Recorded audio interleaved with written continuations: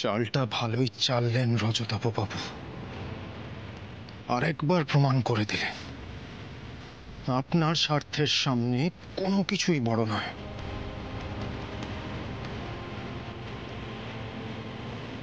কোনো মানুষেরই লয়ালিটির কোনো দাম নেই আপনার কাছে।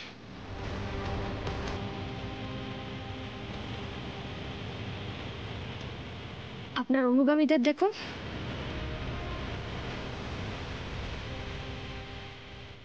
একবারও এটা ভেবে দেখছে না যে অশোকের মতো পরিণতি ওদের সঙ্গেও হতে পারে। এই যে ম্যাডাম, মুখ সামলে।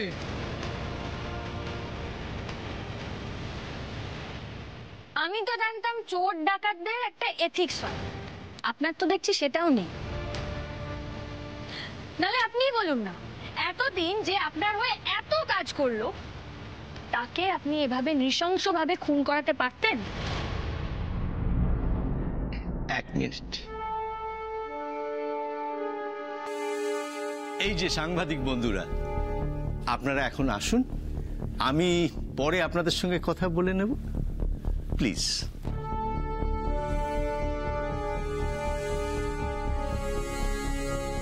এই যে অফিসার, কি সব বলছে এরা, একটু বোঝা। এতদিন আপনার ছত্রছায়া থেকে আমি তো একবারে পবিত্র হয়ে গেছি। আরে নিজিত বাবু, আপনাকে চায় আনতে বললাম, রজতাভ বাবু কফি চাইলেন, খালি মুখে যাব কি? ও পয়সা দেওয়া হয়নি, দাঁড়ান দাঁড়ান দাঁড়ান, এলি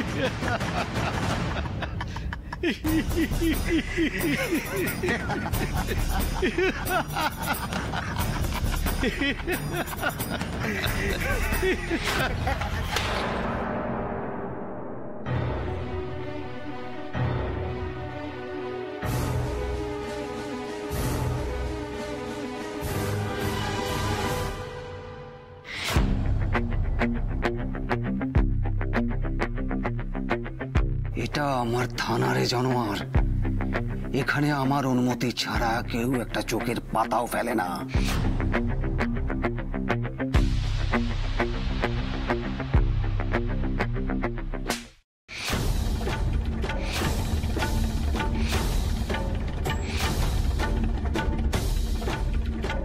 কি করবি এবার? হাসবি না কেস করবি? बाप रे बाप, इतना गुस्सा अच्छा नहीं। अरे 10 साल में আপনার পুরা জিন্দেগি বরবাদ হয়ে গেল, তো তেজ গেল না। আমি ঠিক 30 সেকেন্ডের মধ্যে আমার থানাটাকে খালি দেখতে চাই। যাচ্ছি যাচ্ছি, এমনিতেও এই নরকে থাকতে আসেনি। সেকেন্ড ইনিং শুরু হলো, এবার শুধু 4 আর 6।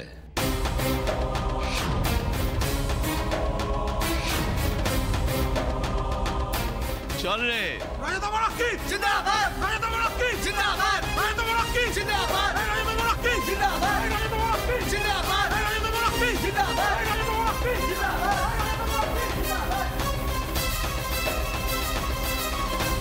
अरे अरे अरे अरे अरे, एक बात पूछना तो हम भूल ही गए,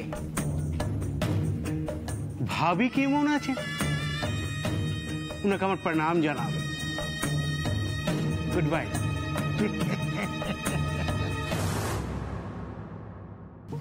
ভাবি মানে অগ্নি স্যারের স্ত্রীর কথা বললেন? বাবা, লোকটা অনেক কিছু জানেন স্যারের সম্পর্কে। দেখে তো মনে হচ্ছে কোনো পুরনো শত্রুতা।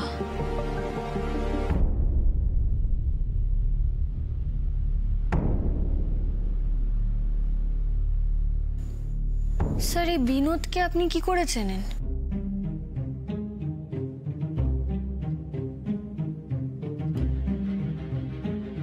একজন ক্রিমিনালকে একজন পুলিশ অফিসার যেভাবে চেনে ঠিক সেভাবে।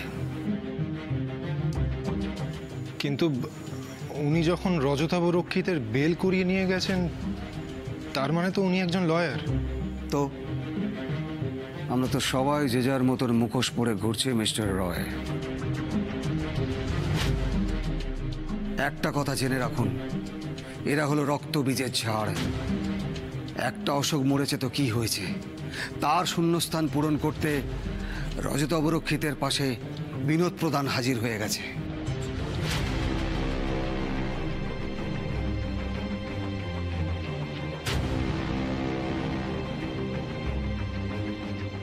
তাহলে কি ঘটনাটা এখানে এভাবেই চাপা পড়ে যাবে?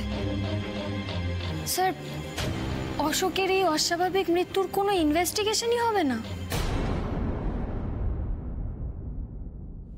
বলো মন্টু, কটা টাকার জন্য এগুলো কেন করলে? স্যার বিশ্বাস করুন, আমি এই কাজটা করিনি। চুপ, একদম চুপ। আর মিথ্যে নয় মন্টু। এই তোমাদের মতন পুলিশের জন্য না এইসব ডেঞ্জারাস ক্রিমিনাল গুলো ছাড়া পেয়ে যায়। এর জন্য তোমার শাস্তি হবেই। আমি যদি এই কাজটা করতাম স্যার, তাহলে আমি অন্যের ঘাড়ে দোষ চাপানোর চেষ্টা করতাম। আমি শুধু বলেছি যে আমি মিথ্যে কথাটা বলছি না। স্যার, ডিআইজি স্যারকে আপনি যে মিথ্যে কথাটা বললেন, আমি কিন্তু তখন মুখ খুলিনি। ইচ্ছে করলে আমি কি মুখটা খুলতে পারতাম না স্যার? বলুন। মিথ্যেটা কি? এই ম্যাডাম আর স্যার দুজনে মিলে লকআপে ঢুকেছিলেন অশোকের সঙ্গে কথা বলতে, আর তারপরে অশোক মারা যায়। ডিআইজি স্যারকে কিন্তু আপনি এই কথাটা বলেননি, অথচ আপনি আমার নামটা নিলেন। আমি স্যার আপনার উপর অনেক ভরসা করে আছি স্যার, তাই ডিআইজি স্যারের কাছে মুখটা খুলিনি। সত্যি অগ্নিজিৎ বাবু, আমরাও বুঝতে পারছি না আপনি এই মিথ্যা কথাটা কেন বললেন। সেটা আপনার জানার দরকার নেই মিস্টার রয়। শুধু এটুকু জেনে রাখুন, আমার সন্দেহটা সবার উপরে। তারপর মন্টু, শেষমেশ তুমি আমাকে ব্ল্যাকমেল করতে চাইছিলে, যেখানে আমি তোমাকে অশোকের সব দায়িত্ব দিয়েছিলাম। আপনি ভুল বুঝছেন স্যার। আমি আসলে সত্যি কথাটা আপনাকে বলবার চেষ্টা করেছি স্যার। সত্যিটা কি? স্যার, এই কথাটা ঠিক যে আমি অশোককে লকআপে খাবারটা পৌঁছে দিয়েছিলাম, কিন্তু কিন্তু কি?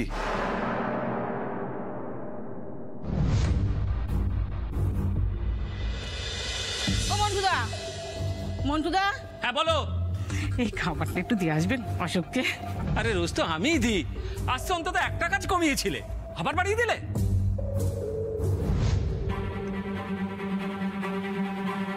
কপাল।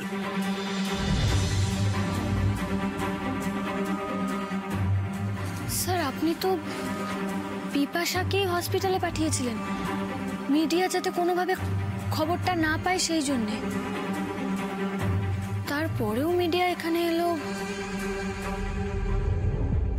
আমার তো মনে হচ্ছে আমরা মন্টু বাবুর ওপর সন্দেহ করতে গিয়ে আসল অপরাধীকেই এড়িয়ে যাচ্ছি।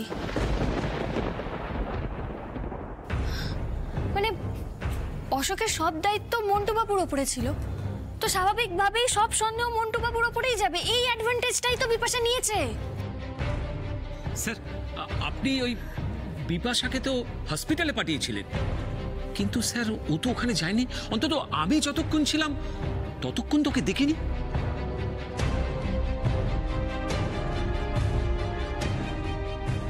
ভুল হয়ে গেছে, খুব ভুল হয়ে গেছে। আমার বোঝা উচিত ছিল যে রজতা বরক্ষিত এমন কাউকে কাজে লাগাবে না যার উপর সহজেই কারোর সন্দেহ পড়ে। বিগ মিস্টেক, বড় ভুল হয়ে গেছে, খুব বড় ভুল হয়ে গেছে।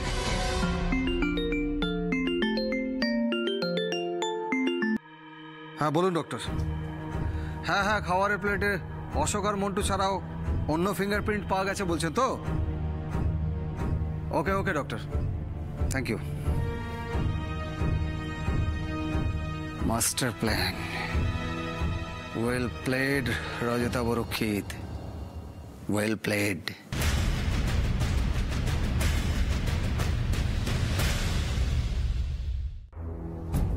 স্যার এবার তাহলে কি বিপাশাকে ইন্টারোগেট করবেন? মানে ওর মুখ দিয়ে যদি সত্যি কথাটা বলাতে পারেন তাহলে তো আমরা রজতা বরক্ষিতকে আবার অ্যারেস্ট করাতে পারি। স্যার বিপাশা এখানে একাই থাকে, আমি ওর বাড়িটা চিনি। আমাদের কাউকে সঙ্গে নিয়ে গিয়ে ওর বাড়িটা রেড করব? যাও, তবে কোনো লাভ হবে না। ওর ঘরটা সার্চ করে দেখতে পারো, যদি কোনো ক্লু পাও, তবে বিপাশাকে পাবে না। আপনি এতটা শিওর হয়ে কি করে বলছেন স্যার? মানে বিপাশা তো জানে যে আমরা সবাই মন্টু বাবুর ওপরেই সন্দেহ করছি। সেটা কয়েক ঘন্টা আগের কথা মিসেস রয়। বিপাশা নিজে পুলিশ, ও খুব ভালো করেই জানে যে মন্টু যদি মুখ খোলে তাহলে সব ফাঁস হয়ে যাবে। তাই ওর পালানোর জন্য এই কয়েক ঘন্টা যথেষ্ট। বিপাশার ফ্যামিলি কোথায় থাকে আমরা যদি এটা জানতে পারি তাহলে তো গিয়ে খোঁজ করতে পারবো যে ও ওখানে গেছে কিনা, বা হয়তো ওর ফ্যামিলি মেম্বার আমাদের বলতে পারে যে ও কোথায় যেতে পারে। মনে হয় না মিস্টার রয়, ওরা বলে দিতে নাও পারে, কারণ বিপাশা এটা প্ল্যান করেই করেছে। তার মানে বিপাশা কোথায় আছে সেটা জানাই যাবে না, ওর কোনো খোঁজ পাওয়া যাবে না। আরে অশোকের মৃত্যুটাও রহস্যই থেকে যাবে। অশোক যখন আন্ডারগ্রাউন্ড হয়েছিল তখন অশোককে কি খুব সহজে খুঁজে পাওয়া গেছিল মিসেস রয়? যে লোকটা লকআপে থেকে আমার লোককে হাত করতে পারে সেই মহিলাটাকে একটা নিরাপদ আশ্রয় দিতে পারে না? তার মানে তো বিপাশার ওয়্যার অ্যাবাউটস জানতে হলে আবার সেই মন্ত্রীমশাইকেই ট্র্যাপ করতে হবে। না না না, এই মুহূর্তে সেটা করা ইজি হবে না। আমাদের ভাবতে হবে কি করে এই সমস্যা থেকে বেরোনো যায়। মন্টু স্যার তুমি এক কাজ করো, এক্ষুনি হসপিটালে ফোন করো। ফোন করে বলো আমি বলেছি যে ডেড বডিটা সুস্মিতা দেবীর হাতে তুলে দেওয়ার জন্য। দেরি যেন না করে সেটা বলবে। যাও। ঠিক আছে স্যার, আমি এক্ষুনি খবর পাঠাচ্ছি।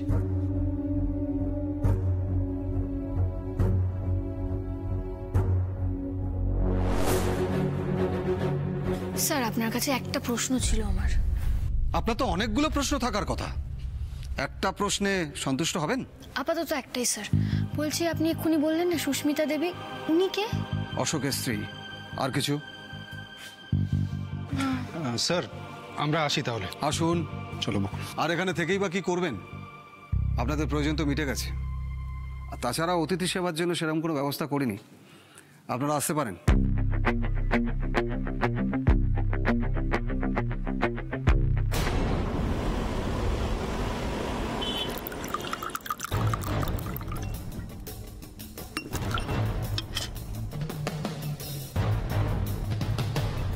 Cheers cheers cheers.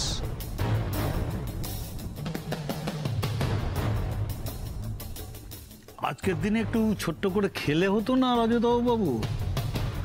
এতদিন বড় একটা আনন্দের দিন আজ। না,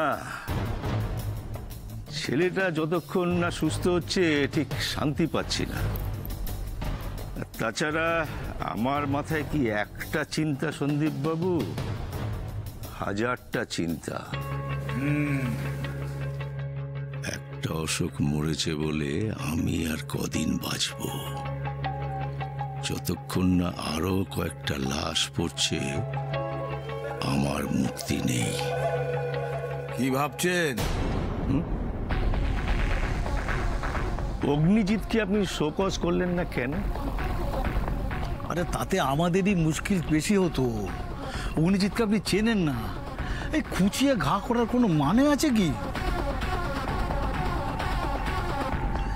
তাছাড়া ওই বিনোদকে আপনি জোয়ার করলেন কোত্থেকে বলুন তো? লোকটা তো দেখছি ডেঞ্জারাস। আপনার চোখ কি আর ভুল দেখবে সন্দীপ বাবু।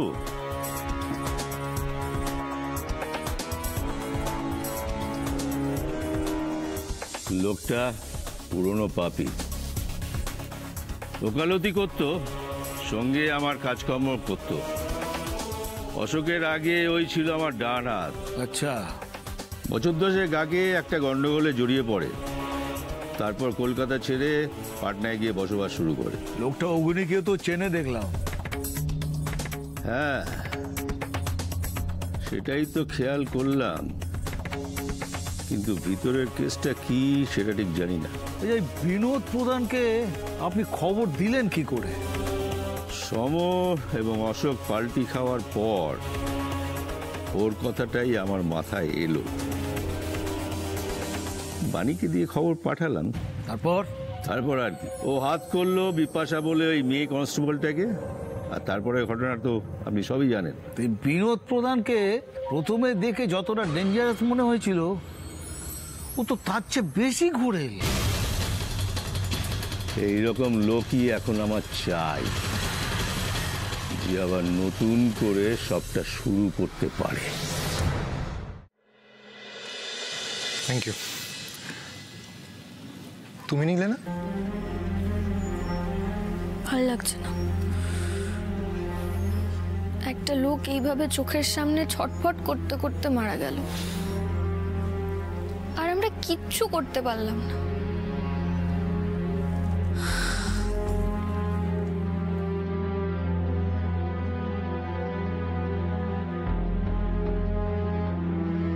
ভেবেছিলাম অশোক আর মিঠু কোর্টে গিয়ে সাক্ষী দিলে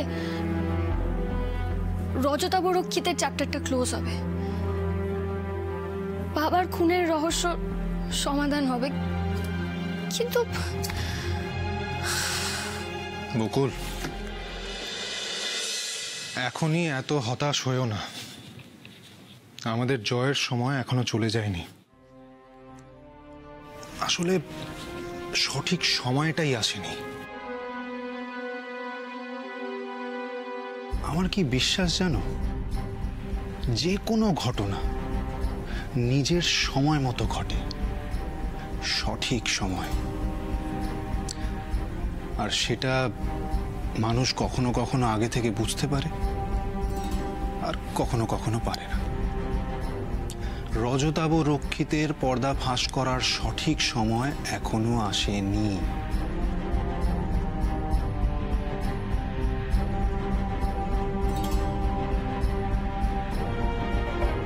হতে পারে ওর বিরুদ্ধে এর থেকে আরো বড় কোনো প্রমাণ, বড় কোনো সাক্ষী তৈরি হচ্ছে। মোটে 2টো সাক্ষী দিয়ে রজতাবরক্ষিতকে আটকানো যাবে না, এটা কিন্তু সময় আমাদের বুঝিয়ে দিয়েছে।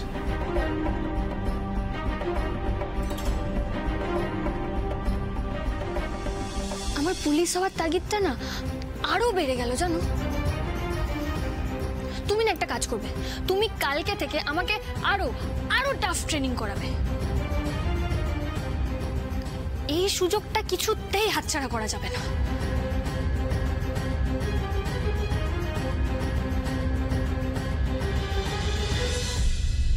ওদিকে রজতাবরক্ষিতের কেসটা, আর এদিকে ব্যবসা, কোনোটার হালি ঠিক নেই। কালকেই মনে হচ্ছে কাকুমণি আর দাদা ভাইয়ের সঙ্গে বসতে হবে একবার। কেন গো, আবার কোনো নতুন গন্ডগোল নাকি? নতুন গন্ডগোল হলে তো চটপট সমাধান করে দিতাম। এই গন্ডগোলটা ডিপ রুটেড, আর কে জড়িয়ে আছে কিছুই বুঝতে পারছি না। সেকশন ডি এর ফাইল নিয়েও সৌরভদার সাথে আচ্ছা বকুল, আজকে অশোক তোমাকে কি বলতে চাইছিল বুঝতে পেরেছিলে?